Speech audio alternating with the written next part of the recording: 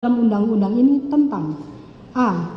Sah atau tidaknya penangkapan, penahanan, penghentian penyidikan atau penghentian penuntutan. B. Ganti kerugian dan atau rehabilitasi bagi seorang yang perkara pidananya dihentikan pada tingkat penyidikan atau penuntutan. Menimbang bahwa putusan Mahkamah Konstitusi nomor 21 garing PUU garis datar 12 Romawi garing 2014 tanggal 28 April 2015 telah memperluas objek pra-peradilan tidak hanya sebatas pada ketentuan pasal 77 KUHP, namun juga termasuk penetapan tersangka, penggeledahan, dan penyitaan. Menimbang bahwa berdasarkan ketentuan pasal 2 ayat 1 Peraturan Mahkamah Agung nomor 4 tahun 2016 tentang larangan peninjauan kembali putusan pra-peradilan, objek pra-peradilan adalah a. Sah atau tidaknya penangkapan, penahanan, penghentian penyidikan atau penghentian penuntutan, penetapan tersangka, penyitaan, dan penggeledahan. B.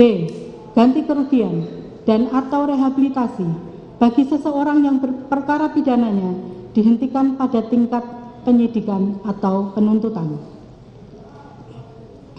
Menimbang bahwa selanjutnya ketentuan pasal 2 ayat 2 Peraturan Mahkamah Agung nomor 4 tahun 2016 tersebut mengatur pemeriksaan pra-peradilan terhadap permohonan tentang tidak sahnya penetapan tersangka hanya menilai aspek formil, yaitu apakah ada paling sedikit 2 alat bukti yang sah dan tidak memasuki materi perkara. Menimbang bahwa merujuk pada alasan hukum permohonan pra-peradilan yang diajukan permohonan akuo, hakim menemukan adanya dalil atau alasan hukum yang tidak dapat dijadikan landasan diajukannya pra-peradilan, yaitu pada alasan huruf A angka 2, 3, 4, dan 5 serta huruf B karena merupakan materi pokok perkara. Video perbaikan permohonan permohon tertanggal 11 Desember 2023 halaman 39 sampai dengan halaman 71.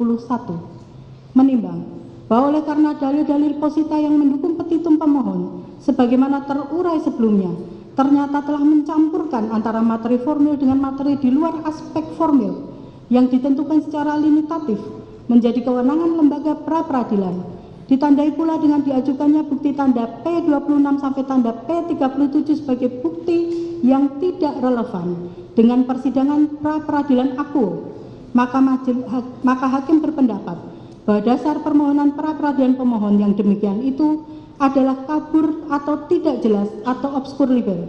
Dengan demikian, hakim berpendapat eksepsi termohon beralasan hukum dan patut untuk dikabulkan. Dalam pokok perkara, menimbang bahwa maksud dan tujuan permohonan pra-peradilan yang diajukan pemohon adalah sebagaimana tersebut sebelumnya.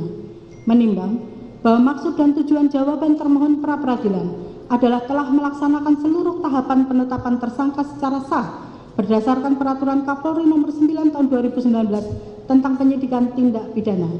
Menimbang bahwa oleh karena sebelum mempertimbangkan pokok perkara, eksepsi termohon ternyata telah dikabulkan oleh hakim, maka pokok perkara permohonan peradilan ini tidak perlu dipertimbangkan lagi dan cukup menyatakan bahwa permohonan pra-peradilan pemohon tidak dapat diterima.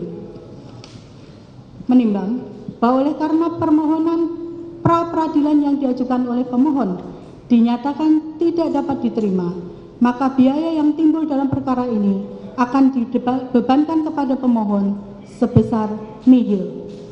Memperhatikan ketentuan Undang-Undang RI nomor 8 tahun 1981 tentang hukum acara pidana, Peraturan Mahkamah Agung Republik Indonesia nomor 4 tahun 2016 dan peraturan perundang-undangan lain yang bersangkutan, mengadili dalam eksepsi mengabulkan eksepsi termohon tersebut.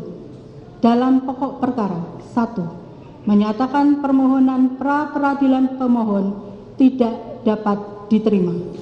2. Membebankan kepada pemohon membayar biaya perkara sebesar nihil. Demikian diputuskan dalam persidangan pada hari Selasa tanggal 19 Desember 2023 oleh Imelda Herawati Dewi Prihatin SHMH, Hakim Pra-peradilan pada Pengadilan Negeri Jakarta Selatan yang ditunjuk berdasarkan penetapan Ketua Pengadilan Negeri Jakarta Selatan tersebut diucapkan dalam persidangan terbuka untuk umum pada hari dan tanggal itu juga oleh hakim tersebut dengan dibantu oleh Okta Andrianto SHMH sebagai panitera pengganti pada Pengadilan Negeri Jakarta Selatan, dihadiri oleh kuasa pemohon dan kuasa termohon tersebut. Demikian telah dibacakan putusan dalam perkara ini.